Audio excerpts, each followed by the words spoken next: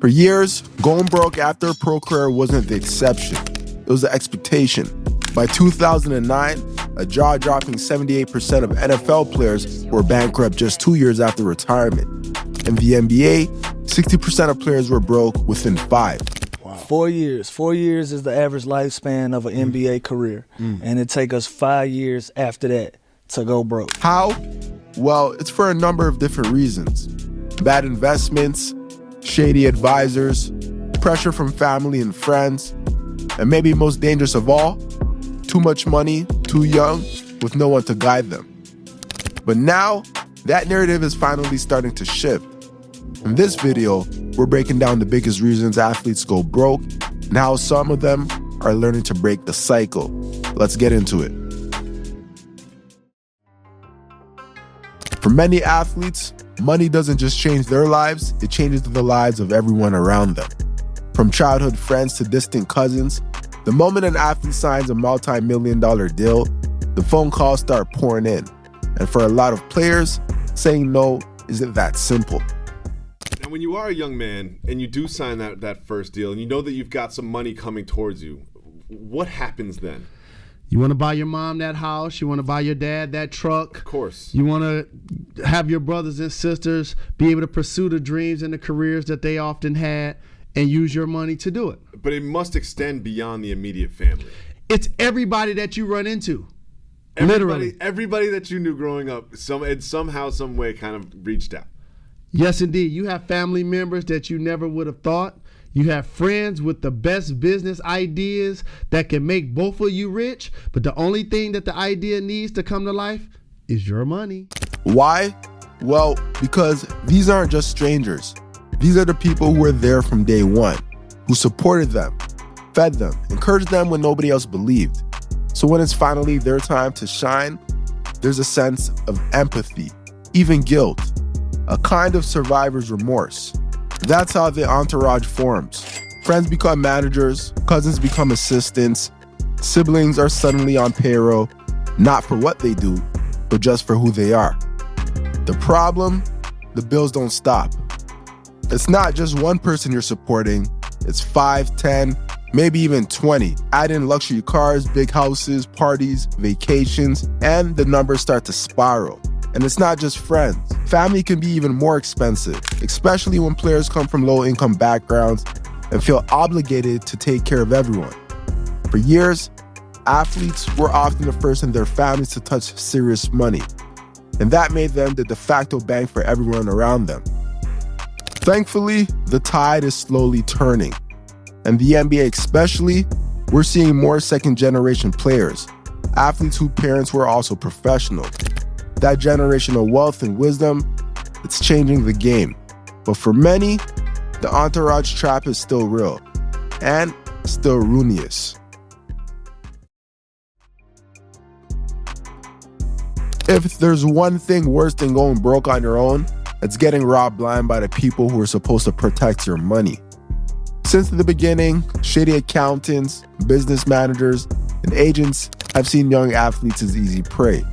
And they've taken millions, sometimes hundreds of millions, right under their noses. Why? Because most athletes come in young. They're focused on their craft, not contracts. They don't realize they're part of a billion-dollar business. And unfortunately, what you don't know can cost you. For example, Tim Duncan lost nearly $20 million after his financial advisor, Charles Banks, convinced him to invest in bogus deals. Kareem Abdul-Jabbar was scammed out of millions through shady real estate projects by his business manager. Fred Taylor, he lost around $4 million thanks to investments pushed by his own agent. Even global icons aren't immune. Usain Bolt was reportedly finessed out of $13 million by a private investment firm. And then there's Mike Tyson, Evander Holyfield. The list goes on. These aren't just random mistakes, these are calculated schemes, often run by people the athletes trusted. People wearing suits, holding titles like business manager or financial advisor. They weren't stealing in the dark, they were robbing athletes in plain sight. The good news? Today athletes are smarter, they're more informed. Many now surround themselves with vetted professionals, ask more questions, and study the financial game like they study the playbook. But don't get it twisted. The scams haven't disappeared. They've just gotten more creative and sophisticated. Most athletes grow up in a bubble. From a young age, the goal is singular, make it to the league. And when you're laser focused on sports, not school, not business, you miss out on the most important skill of all, knowing how to manage your money. By the time many athletes go pro, they're barely 19 or 20 years old. Still teenagers, suddenly handed life-changing wealth, and surrounded by people who seem smarter, older, and more experienced. So what happens? They blindly trust. They sign contracts they don't understand, give power of attorney to people they barely know, and make business decisions with no business knowledge. As the old saying goes, knowledge is power. But for a lot of athletes, the knowledge doesn't come until it's already too late. Even their families, well-meaning as they may be, often don't have the financial education to guide them. Unless a parent played professionally or worked in finance, the entire support system may be just as lost. And Allen is no longer part of the brand. He's damn sure not part of the brand. He never been part of the brand like that. He was just a director that I let him manage some stuff. He came to me and acting like he got this all business acumen. No.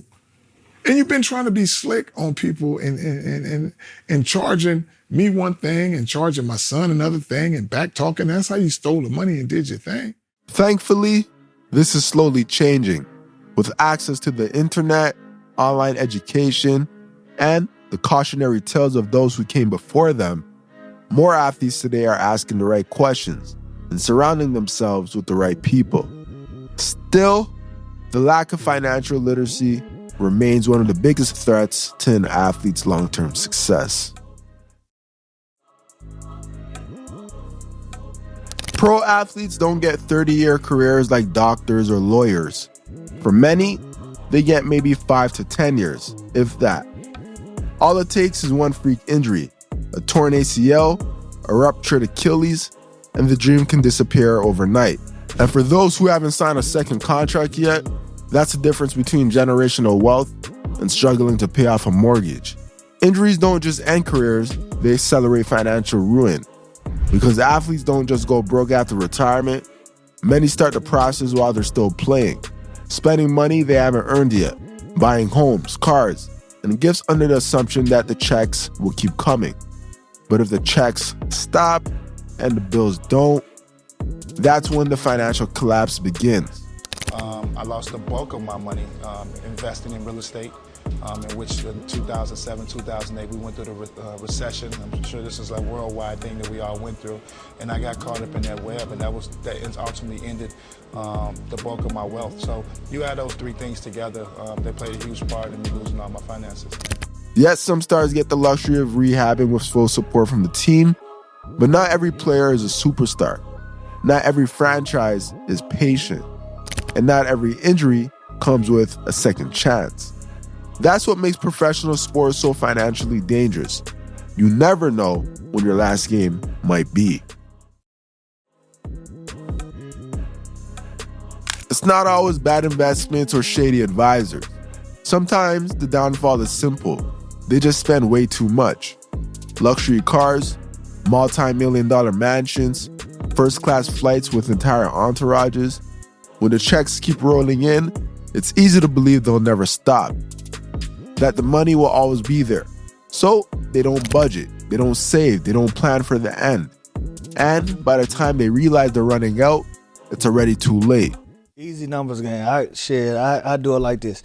You make $5 million, 2.5 of that gone. You got agent fees, probably another 50 of that gone. You got your dues. A lot of people don't know we got dues for the NBPA. So you got dues. So everybody put their money in the pot. So you figure you got 450 NBA players. I think the dues is 15 to 20 grand a year. Everybody put it in the pot. That's how we able to get our health care and all of that type of shit. I didn't know that. Then you got your personal staff.